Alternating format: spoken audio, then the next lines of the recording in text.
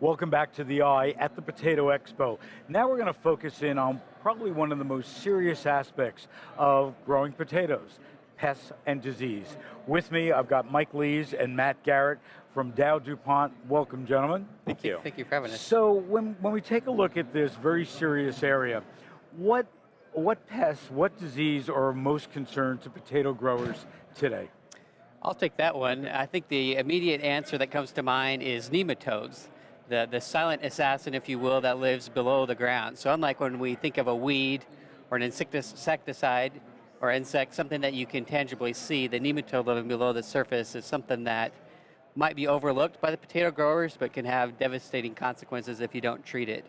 We hear time and time again of growers who thought that they had taken care of the problem, maybe cut back the rate of a product or stop treatment altogether, and nematodes came back far worse than they ever had them initially. So definitely the fact that they're not above ground, you just have to cover the entire area and keep your fingers crossed? Well, we look at it kind of more like an insurance policy, right? You're protecting what is your lifeblood for a lot of potato growers and ensuring a lot of quality. And I think that with growers, we often hear a lot about yield, trying to improve yield, but with potatoes in particular, if you don't have quality, it doesn't matter how much yield you have. Right. And nematodes are one thing that will devastate that quality quicker than most any other pests. Talk to me about, the challenges of bringing a new product or a new formulation to market. How easy, how difficult is it? And not only from a governmental standpoint, but from a grower standpoint, what are the steps you have to take to make something a success? Yeah, in fact, that's one of the driving factors behind this recent merger of Dow and Dupont is the increasing expense and timeline of bringing new innovative tools to the marketplace. It's expense. Yeah, it's $250 to $300 million in 10 to 12 years to bring a new active ingredient into the crop protection industry. So from our standpoint, it takes discovering something, but then as you mentioned, working with growers through university research, contract researchers to make sure you characterize the product, make sure it works, make sure it fits, and can incorporate it into their program. So you mentioned it takes obviously a lot of money, but 10 to 12 years. Is it possible that you can spend 10 to 12 years on it, and by the time that happens, the disease is over? Or eliminated? What comes to mind, and again, you all know this much better than I, is citrus greening. Right. And when I talk to people about citrus greening, their feeling is until they find a cure, by the time they find a cure for it, basically all the crops will be wiped out and there might not be a problem. Yeah, well, it's definitely, you need a bit of a crystal ball and you make assumptions based on the current situation today, but you also have to kind of look forward at that, 10 to 12 to 15 to 20 years.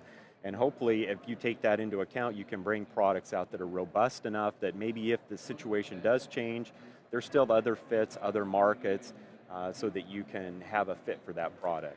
So what and this is to both of you, what I read from USDA is because of climate change, we are quite possibly going to have a lot more diseases, a lot more problems in farming than we have now.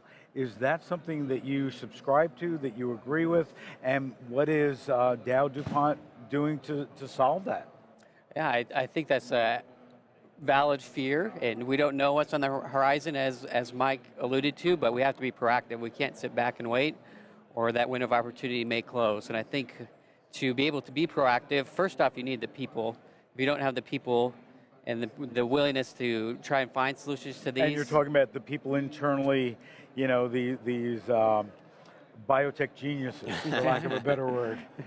Well, it takes everybody, right? Yeah. From people out walking the fields, talking with farmers, hearing what their concerns are, to people with more of the research and R&D background that can help find solutions. It really does take a completely integrated approach to that. And obviously that starts with communication and having people that are dedicated to their craft and going out there and trying to figure out what may be on the horizon and then trying to find solutions to that. And so, and I think also, as a part of the merger and the growing of our research and development effort is looking at a more integrated approach. So we've worked a lot with crop protection products, products to control nematodes, fungicides, disease, weeds.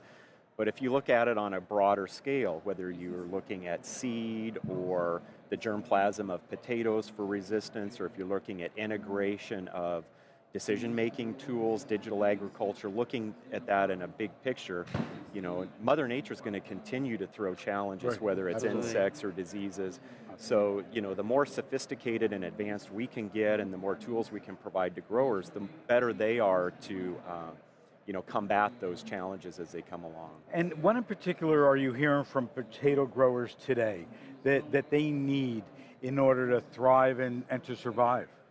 Well, I think the things like Matt talked about with nematodes, they're continuing. That's their number one. They're continuing to be a challenge, but pests pop up occasionally. So you have pests that are there year in, year out and have been for 40, 50 years, like aphids or Colorado potato beetle.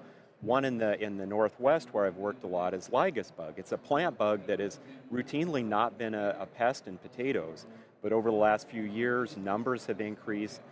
There's some belief that they're vectoring a viral disease, so now it's become an insect that was in the field and not really a concern, to where now it's a management problem. Luckily, we have a couple products that we've had labels added that control that. So again, it's just communicating with this grower base and understanding as things come up and trying to provide tools to help them, combat those problems. Great. Well, gentlemen, thanks so much for joining us. Appreciate it. Thank you. Keep up Thanks, the good Phil. work. Appreciate it. We're going to take a quick break, and we'll be right back.